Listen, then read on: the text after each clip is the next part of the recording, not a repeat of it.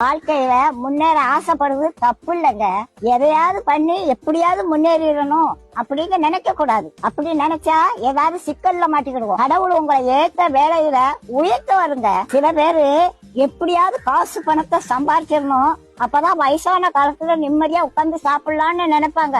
வயசான காலத்துல காசு பணம் எல்லாம் இருக்கும், ஆனா ஒன்னும் அனுபவிக்க முடியாது. பாட்டி வீட்டுல ஒரு எலி ரொம்ப நாளா தொண்டை பண்ணிக்கிட்டு இருந்தது. அதை எப்படியாவது பிடிச்சிருந்தேன்னு கூண்டுக்குள்ள ஒரு தேங்காய் துண்டை குத்தி வச்சேன். ஒரு 9 மணிக்கு சத்தம் கட்டுச்சு, எலி மாட்டிக்கிட்டுச்சு. சரி இருக்கட்டும், காலையில எந்திரிச்சு காட்டு பக்கத்துல கொண்டு திறந்து விடுவோம் அப்படின்னு நினைச்சு தூங்கிட்டேன். காலையில பார்த்தா எலி உள்ளதான் இருந்துச்சு.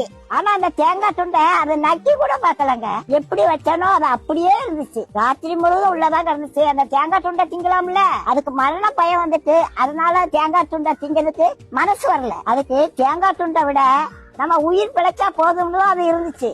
அதே மாதிரிதாங்க காசு பணத்தை சேர்த்து வச்சாங்க. கடைசி காலத்துல ஒன்னையும் அனுபவிக்க மாட்டாங்க. லட்ட பார்த்த உடனே வாயில எச்சி வரும், ஆனா டாக்டர் சொன்னது ஞாபகத்துக்கு வரும், லட்டை தின்றாத சுகர் ஏறி போயிரும் அப்படின்னு சொல்லியிருக்காங்க. ஆசைப்பட்ட ஒரு லட்டை திங்க முடியல, காசு பணம் இருந்து என்ன செய்ய? கடவுளோட ஆசீர்வாதம் இருந்துச்சுன்னா கடைசி வரைக்கும் நல்லா சாப்பிடலாங்க.